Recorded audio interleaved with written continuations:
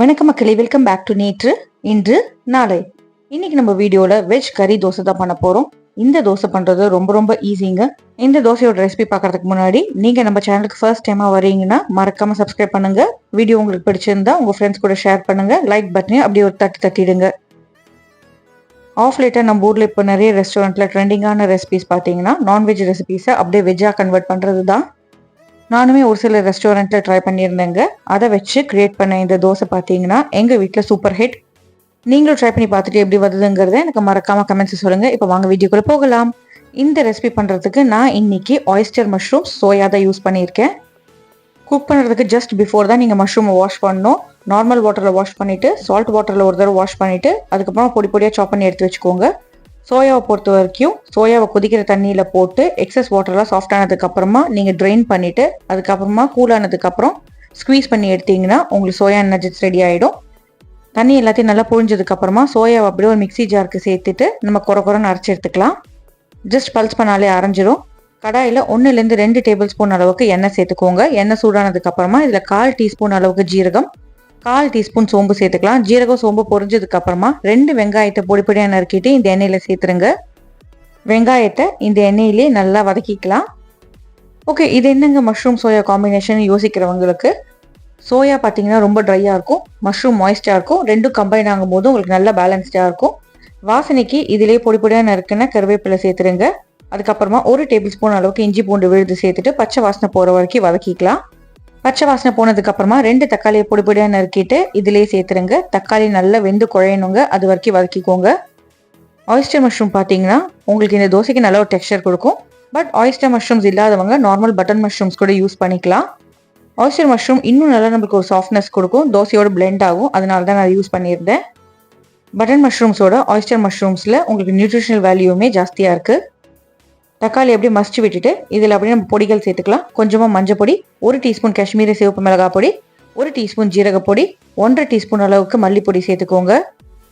1 teaspoon அளவுக்கு ஃப்ரெஷ்ஷாக பொடிச்ச மிளகு பொடியுமே சேர்த்துக்கலாம். பொடிகள்லாம் கருகிறதுக்கு முன்னாடி டக்குன்னு அப்படியே வதக்கி விட்டுருங்க. உங்களுக்கு ஃபியூ செகண்ட்ஸ்லேயே அதோட பச்சை வாசனை போயிடும். உங்களால் தக்காளியை எவ்வளோ கரண்டி வச்சு மேஷ் பண்ண முடியுமோ அவ்வளோ நல்லா மேஷ் பண்ணிட்டீங்கன்னா உங்களுக்கு வெங்காயத்தோட பிளெண்ட் ஆகி சிங்கிள் மிக்சராக வரும். நல்ல பழுத்த தக்காளியை யூஸ் பண்ணிங்கன்னா உங்களுக்கு சீக்கிரமே பிளெண்ட் ஆகிடும். வெங்காய தக்காளி வதக்கும் போது கொஞ்சம் உப்பு சேர்த்துட்டிங்கன்னா சீக்கிரமே உங்களுக்கு வெந்து குழஞ்சி வரும். அடுத்ததான் மசாலா பொருட்களில் பார்த்தீங்கன்னா 1 tablespoon garam masala, 1 tablespoon biryani masala, 1 teaspoon sambar பொடி சேர்த்துருக்கேன். நல்லா ஒரு தடவை மிக்ஸ் பண்ணி விட்டுருங்க. ஃப்ளேமை மீடியம் டு லோவில் வச்சுக்கோங்க, இல்லைனா அடி பிடிச்சிடும். ஆயிஸ்டர் மஷ்ரூம்ஸை யூஸ் பண்ணுறதுக்கு முன்னாடி மட்டும்தாங்க வாஷ் பண்ணணும். இப்போ நம்ம வாஷ் பண்ணி பொடி பொடியாக நறுக்கி வச்சிருக்கிற மஷ்ரூமை இதில் சேர்த்துக்கலாம். மஷ்ரூம் சேர்த்ததுக்கு அப்புறமா ஃப்ளேம் ஹைக்கு மாற்றிடுங்க. ஏன்னா நம்ம உப்பு சேர்த்துருக்கோம் இல்லையா, அந்த உப்பு மஷ்ரூம்ஸோட ரியாக்ட் பண்ணி மஷ்ரூம்ஸ்குள்ளே இருக்கிற அந்த மாய்ஸ்சர் வாட்டர் கண்டென்ட்லாம் வெளியில் வரும். நல்லா ஒரு தடவை மிக்ஸ் பண்ணி விட்டுட்டு அப்படியே விட்டுட்டிங்கனாலே போதும். உங்களுக்கு உள்ளே இருக்கிற தண்ணியெல்லாம் மேலே வர ஆரம்பிச்சிடும். மஷ்ரூம்ஸ் ரொம்ப மாய்ஸ்டாக இருக்கிறதுனால உங்களுக்கு இதுக்கு மேலே அடி பிடிக்காது. மஷ்ரூம்ஸ் பார்த்தீங்கன்னா உங்களுக்கு 2 to 3 மினிட்ஸில் குக் ஆகிடும். சாஃப்ட் ஆகிற வரைக்கும் மிக்ஸ் பண்ணி விட்டுட்டே இருங்க. மஷ்ரூம்ஸ் குக் ஆனதுக்கு அப்புறமா நம்ம அரைச்சி வச்சிருக்கிற அந்த சோயா மிக்சரை சேர்த்துக்கலாம். சோயா மட்டும் போட்டு பண்ணோன்னா நம்மளுக்கு இந்த மிக்சர் ரொம்ப ட்ரையாக இருக்குங்க. அதனால சோயா மஷ்ரூம் நல்லாவே ஒத்து போகும். பால்ஸ் பண்ணி வச்சிருக்கிற வேக வச்ச சோயா மிக்சரை அப்படியே சேர்த்துட்டு இதை நல்லா பிளெண்ட் பண்ணி சிங்கிள் மிக்சராக வர வரைக்கும் குக் பண்ணிக்கோங்க. ஏற்கனவே சோயா வெந்தது தான், அதனால ரொம்ப நேரம் உங்களுக்கு சாட்டே ஆகணும்னு அவசியம் இல்லை. ஜஸ்ட் அந்த தண்ணியெல்லாம் இழுத்தா போதும். என்னதான் கரம் மசாலா முன்னாடியே சேர்த்தாலும் கடைசியில் சேர்க்குற கரம் மசாலா தாங்க நல்ல ஒரு வாசனை கொடுக்கும். கடைசி அடுப்பு ஆஃப் பண்ணுறதுக்கு முன்னாடி 1 டீஸ்பூன் கரம் மசாலா, 1 டீஸ்பூன் அளவுக்கு ஏதாவது ஒரு ஃப்ளோர் சேர்த்துக்கணும். அதாவது சட்டு ஃப்ளோர். நான் சட்டு ஃப்ளோர் தான் சேர்த்துருக்கேன். சட்டு ஃப்ளோருங்கிறது ஒன்றும் இல்லைங்க, இந்த கருப்பு கொண்டக்கடலை இருக்கு இல்லையா, அதை வறுத்து பொடி பண்ணது தான் சட்டு ஃப்ளோர். இல்லைன்னா பொட்டுக்கடலையை பொடி பண்ணி அதுலேருந்து 1 டீஸ்பூன் சேர்த்துக்கோங்க. இல்லைன்னா கடலை மாவு ரோஸ்ட் பண்ணிவிட்டு அந்த ரோஸ்டட் கடலை மாவு கூட சேர்த்துக்கலாம். நல்லா கலந்து விட்டுட்டு ஃப்ரெஷ்ஷாக சாப் பண்ண கொத்தமல்லி இலைகளை கொஞ்சம் தாராளமாக சேர்த்துக்கோங்க. புளிப்புக்கு 2-3 ட்ராப்ஸ் அளவுக்கு லெமன் ஜூஸ் சேர்த்துக்கலாம். ரொம்ப லெமன் சேர்க்காதீங்க, நம்ம அடுப்பில் வச்சு குக் பண்ணும்போது கசந்துரும். அதனால நான் கொஞ்சமாக தான் சேர்த்துருக்கேன். அவ்வளோதாங்க, நம்மளோட அந்த தோசைக்கான கறி ஸ்ப்ரெட் ரெடி. இப்போ நம்ம தோசை பண்ண ஆரம்பிச்சிடலாங்க.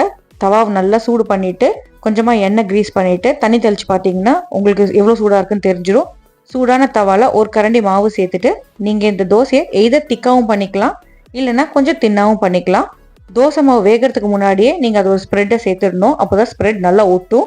1 டீஸ்பூன் எண்ணெய் ஓரங்களில் சேர்த்துக்கோங்க.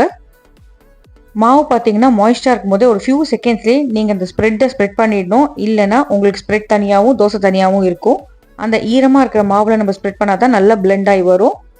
உங்களுக்கு திக்கான தோசை ஊத்தப்பம் மாதிரி பிடிக்கும்னா நீங்கள் திக்காக செஞ்சுக்கலாம். இல்லை தின்னா இருக்கிறதா பிடிக்கும்னா நீங்கள் தின்னா கூட பண்ணிக்கலாம். அது உங்களோட சாய்ஸ் தான். நம்ம பண்ணி வச்சிருக்கிற இந்த ஸ்ப்ரெட்டை ஃபுல் தோசையில் தடவி விட்டதுக்கு அப்புறமா மேலே அப்படியே ஈவனாக லெவல் பண்ணி விட்டுருங்க. பேஸ் குக் ஆனதுக்கு அப்புறமா திருப்பி போட்டு இந்த கறி சைடையுமே நம்ம குக் பண்ணிக்க போகிறோம். கறி சைடு நல்லா ரோஸ்ட் ஆகிறதுக்காக மறுபடியும் 1 டீஸ்பூன் எண்ணெய் சேர்த்துக்கலாம்.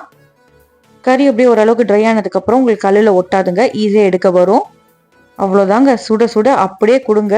நல்ல ஃபில்லிங்காகவும் இருக்கும், ப்ரோட்டீன் உள்ளே போன மாதிரி இருக்கும். தனியாக ஒரு சைட் டிஷ் நீங்கள் பண்ண வேண்டாம், அப்படியே பிச்சு சாப்பிட்றலாம்.